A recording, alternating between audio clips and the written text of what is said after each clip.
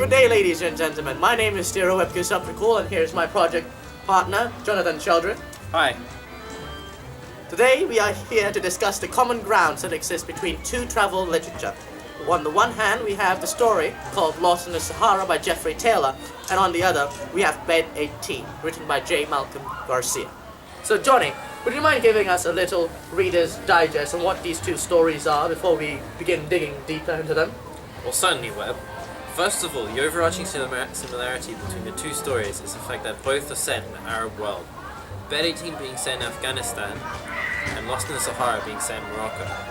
Bed 18 is the story about a reporter who's traveled to Afghanistan to report on the self-immolation that women do to themselves in Afghanistan. Whereas Lost in the Sahara is just about a man who goes on an excursion into the Sahara Desert. And it's a story of being lost in the Sahara Desert and then finding his way back. Thank you, Johnny. Well, I believe that before we move on further, it is also equally important to first state what on earth is a travel literature. Well, in my opinion, travel literature is a genre with the narrator of the story takes the audience on a journey as if it was life itself, giving the reader literally an experience of a lifetime. That is what distinguishes travel literature from other genres of writing. Well, I completely agree with that, Johnny. For example, in the story Lost in the Sahara, the entire story was modeled in nearly the same way as life is. At first, we see that there is discomfort, anxiety, and nervousness in meeting new people. Well, in this case of Lost in the Sahara, it's about meeting this tour guide called Aziz, where at first, everyone was afraid that he was a thief.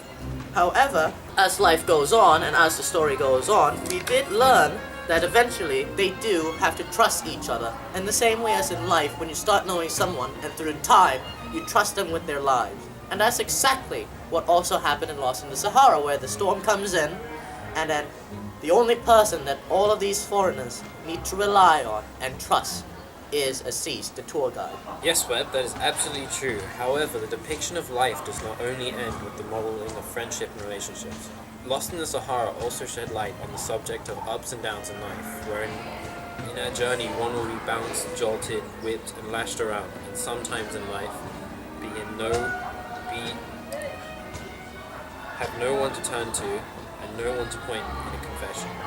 However, sometimes and perhaps eventually, like in a story, you might see a wild, blustering blaze of hope. Absolutely, Johnny. However, in Bed 18, instead of using the plot line, it characterized itself as a travel literature through the use of its characters and their lives and their perspectives. The main character, Aziz, for example, was the counterpoint for all perspective in the story, where the lives of others and the experiences that we learn is fed through him and from him to us. And it is through Aziz that we learn the life of cultures in another country that we have not heard of. And that's exactly what travel literature does. It takes you on a journey that walks you through life in another world, so that perhaps in some ways you can take it and put it back into yours. But it doesn't really stop there, right, Johnny? And how the author used characters in his story to point out to us that this is a travel literature, and it is because of these characters that this is a travel literature. So what points do you have to support that? Well, Aziz is a family man. He's been happily married to his wife for 33 years, and he has 3 boys and 2 girls. And I think the fact that because the author is telling us about his relationship with his family, we also learn about his social background and his culture and his religion and how the family life is built around him. Now, from this, we are able to have a perspective into what his culture is, a perspective into what his social status is like, what his social life is like, and the relationship that he has with other people. And again, it relates back to the fact that in travel literature, the audience is taken into a journey as if life itself. And pointing out these relationships with his wife, with his children, and his friends is, in fact, in the same way as how we experience life itself, but differently because we are learning something new about a different culture than our own, and thus makes this literature a travel literature. What other points do you think there are, Johnny? Well, Aziz refers to his wife as being old school, but Aziz himself is a man of new thinking. New thinking is where women they think that women have equal rights to men and they can make their own decisions. But it shows a generation of people in a developing country where people are beginning to adopt this idea of new ways of thinking. Where women have rights, have equal rights to men and can make their own decisions. So what you're saying is that not only do we learn about the relationship of these people in the stories, we also learn about their thoughts, their beliefs, and their actions as well, correct? Exactly. And I think from that we also gain a different, more perspective, a more physical form of perspective that we can see in their actions, in their words, and the way that they talk to people. And again, we are learning more about the culture that these people are in, and thus travel literature. But again, Johnny, it doesn't really stop with one character, now does it? What other differences and similarities do you see in the two stories? Well, in Lost in the Sahara, Aziz is a local, not a foreigner, but he's also not the main character. The foreigner is the main character. In Bed 18, the main character is a local, Aziz, and the foreigner is not the main character.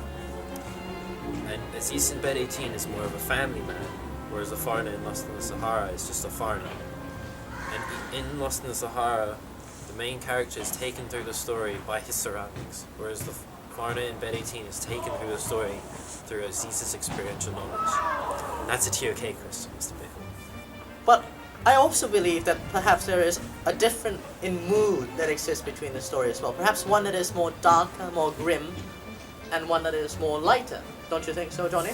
I think through the use of characters, the author was able to create a differentiation between two stories, one being pessimistic while the other being optimistic. In the two stories, there is a difference in mood that is conveyed in the text. Bed 18 is a slow, grim, touching on political problems and religion and society as a whole, whereas Lost in the Sahara is more thrilling, fast-paced, and action-packed. So as we can see, Johnny, to conclude everything, a travel literature is in some ways similar between each other. However, there are differences that exist to differentiate what one is and what one is not. For example, we have learned that in travel literature, the author always tries to model what life is in the plotline of the story. However, the difference between the two is, one, the story is built around the environment around that country, which is it Lost in the Sahara, where the author takes the main character through the journey. Correct? Yeah. However, in Bed 18, the story was not built around the character, but through a character and through his experiences, in the way that Aziz tells his life stories, his relationship with his family and his children and his friends. At the same time, the use of characters are also different, but in the same way that they speak about life. So I think the last point that we want to keep in mind is that travel literature is not what the title always says, where it's a travel guide to another country, but in fact, travel literature, in some ways, give us an outlook to what life is as a whole, looking from perspectives and looking from thought. And on that note, let's end this presentation. Thank you very much. Thank you.